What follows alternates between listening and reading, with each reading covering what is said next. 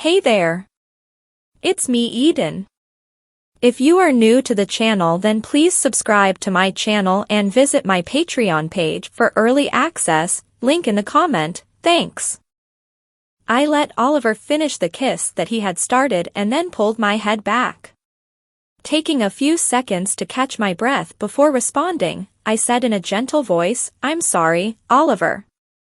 There isn't any other boy in the entire world that I love more than you, but I'm not ready for marriage. I just turned 20 in August and I have a lot of living to do before I settle down to married life." Oliver continued to lean against me, keeping me imprisoned between him and the car. "I'm only 22 myself. Age shouldn't have anything to do with it." I giggled. "Maybe not back in your hometown where they arrange marriages while you're still in the cradle, but out here there isn't any rush. I set a goal of making the most of my best years and I don't want to let anything get in the way of that." "Your best years?" "Yes, the years before a girl turns 26. Those are supposed to be the years when actresses are in the highest demand. I've been told that after that you have to make way for the new crop of 19 to 25-year-old actresses. Your career won't be over when you reach 26. You're too good an actress." That rule only applies to actresses of limited talent who wouldn't even get roles when they're 19 to 25 unless they had drop-dead gorgeous looks. "You'd be working if you looked like olive oil." I giggled. "You mean Popeye's girlfriend?" He smiled and nodded as he looked into my eyes from inches away. "Well, my career might not be over then, but the good parts won't be as plentiful. I realize that things have greatly improved for actresses during the past couple of decades, but the movie-going public still, mainly, wants to see young, attractive women who are in their prime. And the polls say that both men and women want that. It's not just the men." "Then you're saying that you're not going to marry before you're 26. "I'm sorry, but that's the way that I feel." Oliver was quiet for what started to turn into an awkward silence. "I'm disappointed, but I understand. And I don't give up easily. I'll probably ask you again." "I'm flattered that you did, even if I have to say no. I prefer to think of it as not right now instead." Oliver leaned over and kissed me again, making the kiss last just as long as the first one had. I was so relieved that he hadn't taken the refusal badly that I wrapped my arms around his neck and kissed him back, faking a passion that I didn't really feel. I eventually managed to maneuver Oliver to the driver's side of the car and then got him inside. I waved to him as he drove down the hill towards the front gate. The guard on duty would open it for him when the infrared sensor alerted him that a car was leaving and he had had a chance to check the video monitor. Once Oliver had gone, I took a long slow walk around the estate grounds before going back into the house. Mom and Carol were sitting in the living room talking, and as I entered the room, Mom said, "Have Oliver and Sharon gone?" "Yes, they left a while ago." "I've been walking around the grounds, thinking." I sat down on the couch before saying, "Oliver asked me to marry him." "He didn't," Mom said with a certain amount of incredulity in her voice as she turned to face me. "Can you marry a man?" Carol asked. "I mean, is it legal?"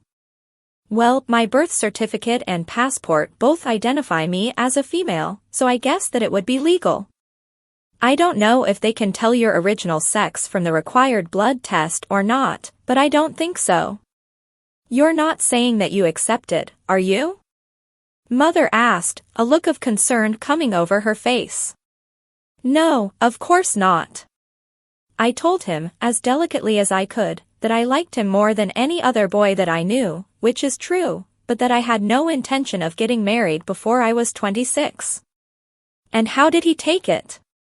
"He said that he was disappointed, but that he understood and that he didn't intend to stop asking me." "I'm glad that he wasn't too hurt. He's a nice boy and I know how much you like him." I was serious when I told him that I liked him more than any other boy that I know. I hope that he can be content just to be close friends. Does that mean that you've decided to change back to being a male? I don't know if that's even possible anymore. I haven't told you what Dr. Roman said during my last checkup. I paused to take a deep breath. He said that it was almost impossible for me to change back. He said that because of the amount of time since the procedure, my genitalia wouldn't function properly anymore. He said that they could construct a new penis that would make me look like a male, but that it would never be the same. He strongly suggested that I proceed with the transition and have the final operation. Oh, Crystal, why didn't you say something? I wanted time to think about it, but I haven't been able to decide what to do. Surely you aren't thinking of changing your sex? Carol said. Not after all these years of being a woman. You couldn't do that, could you? I don't know. I'm not really a woman, you know.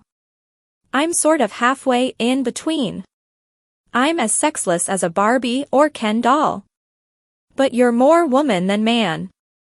Your breasts are natural, your voice never deepened, you don't have any facial hair, and your body is that of a woman in more than just shape. Even though you swim a lot, your muscles are like a woman's, not a man's. And your backside would never be confused with a man's narrow bottom. Just because you have some tiny remnants of male genitalia inside of you, it doesn't mean that you're male.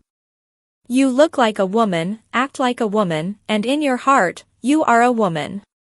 Am I? I don't have a uterus and never will have one. Neither does a woman that's had a hysterectomy, and that includes about an additional 600,000 women each year in the US alone. Why don't I feel any attraction for boys? I've been kissing them since I first became Crystal, and some of their kisses have been pretty passionate, but I don't feel anything back, even though I pretend to show passion in my kisses. That doesn't mean that you're not a woman. You've been taking medicine to suppress any arousal since you had the procedure done by Dr. Roman. Do you get excited by the woman that you're with on the sets? No. Then until you have the final operation, become a complete woman, and stop taking the medicine, you won't know, will you? But by then it would be too late. From the way that you act, it's too late already, sis. You've told us how much you hated pretending to be a boy in your Princess to the Mob movie. You couldn't wait to shed the male disguise each day and become a woman again. Face it, sis, you're a woman, and you prefer it that way. Besides, you're my sister and I won't let you go. Just get that tiny piece of useless flesh nipped off and start living life for a change. I put my face in my hands and began to cry. I don't know where the tears came from, I just knew that I couldn't stop. I guess that the decision had been hanging over my head for too long and I needed a release. Mom put her arm around me to comfort me, and Carol came over and sat down next to me so that she could comfort me also. Through it all, I realized that crying like this was not something that a male would ever do. Perhaps it was too late to change back. I felt much better the next day. I still hadn't made a decision, but I felt better for having discussed it with Mom and Carol. Carol had been right about my appearance. No part of me looked male anymore.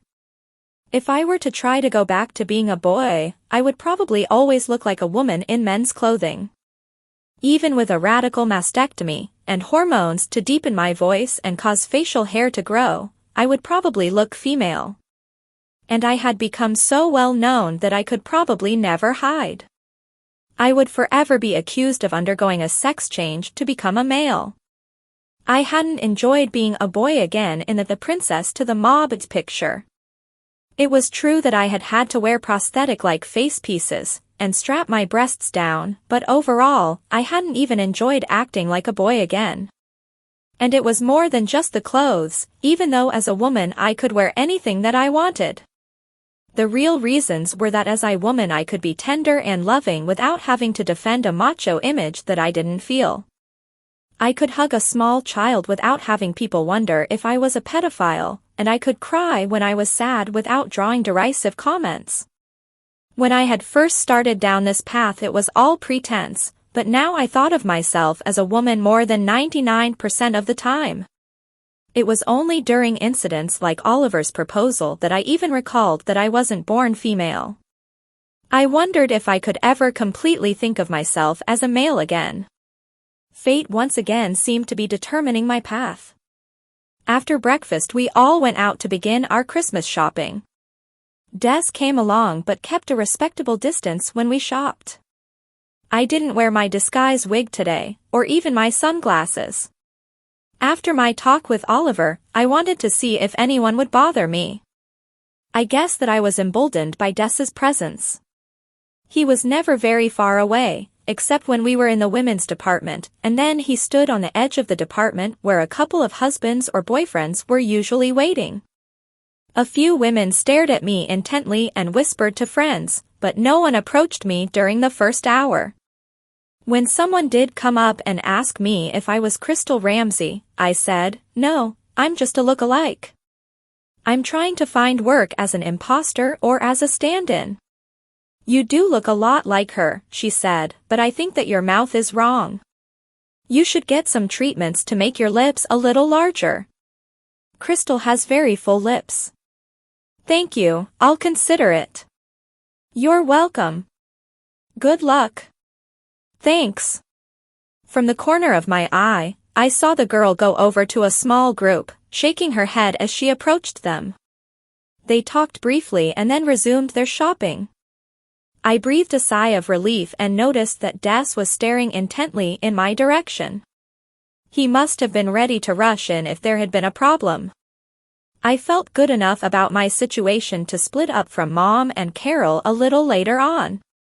We set a time to meet again and then went our separate ways so that we could shop for each other's gifts. Des, naturally, stayed with me. A few hours later, I met Carol and we continued shopping together until it was time to meet Mom. In the meantime, we tried on clothes and we both wound up buying more for ourselves than as gifts for others. During the afternoon we had made a number of trips to the car to put our purchases in the trunk and it was crammed full by the time that we headed back to the estate.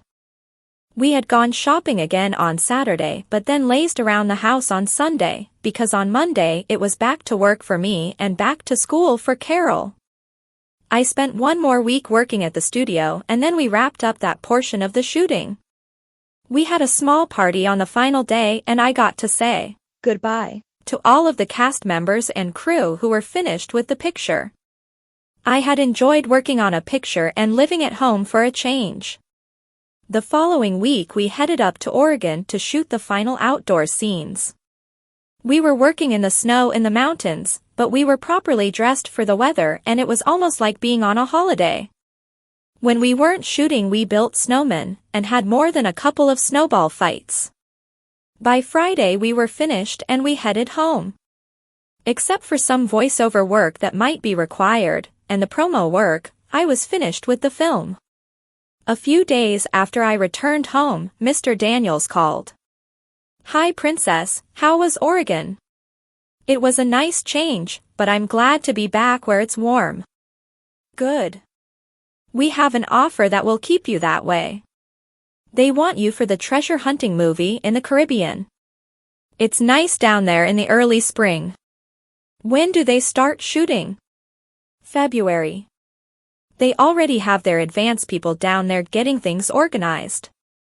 I had told them that you were interested and we just had to complete the financial arrangements. I'd like you to come down tomorrow for a little signing ceremony if you're available." "Of course." "What time?" "How about lunchtime? We'll have a small luncheon and then sign the contracts." "Okay, Mr. Daniels. I should come to your office?" "Yes. We'll go over to the restaurant together." "Okay, Des and I will be there by 11:45. "Good. We also have an offer from the other movie company whose script I sent to you. The Victorian period piece in Virginia? That's the one. They want to start shooting in October." "Okay, I liked the script. I'll do it if you think that I should. You did read the entire script, didn't you? Yes. And did you notice the bedroom scene? Yes, I said guardedly. Well, they want you to understand that it will require you to be seen almost topless. The scene that they have in mind will only allow you to hold your arm in front of your chest. They want to preserve the story's rating, or they'd probably want to go further. That wasn't stated in the script. I know, but the director has decided that it will be necessary in order to fulfill his vision of the movie. I thought about it for a minute. I had never done any nudity, or even partial nudity before, but most actresses had. I certainly wasn't embarrassed about the shape and size of my breasts. In fact, if anything, at 36C they were a little too big for my frame. I would be 21 in August, and I decided that now might be the time to let them be seen. After all, the thin fabric of a bikini didn't really hide anything except the areola, and my arm would hide those. Okay, Mr. Daniels, I'll do it as long as it's done in good taste. I require film approval of the final scene to ensure that. I'll let them know and see what they say, but your reputation for being one of the most cooperative movie stars will probably cinch the deal. I have to warn you before we go any further that the movie may be shooting for up to 6 months. 6 months? Yes. That's the timetable that they've established. They don't expect to complete shooting until almost April. Well, as long as I get 2 weeks off for Christmas, I guess that I can do it. We'll put that in the contract. It's not all bad news. They're offering $15 million because you had back-to-back Best Actress nominations and because of the longer time requirements. They feel sure that you'll be nominated for this role as well. Nominations, but no awards, I said glumly. If you had received either of the awards, the price tag could be $20 million. They know your ability, and they want to lock this up before the Academy Award nominations come out in a couple of months. That's why they're pushing to get the contract signed now. I really don't expect a nomination this year, Mr. Daniels. You never know. The box office grosses from A Princess have been excellent. But box office grosses don't necessarily impress the Academy, and they usually don't like crime drama type pictures.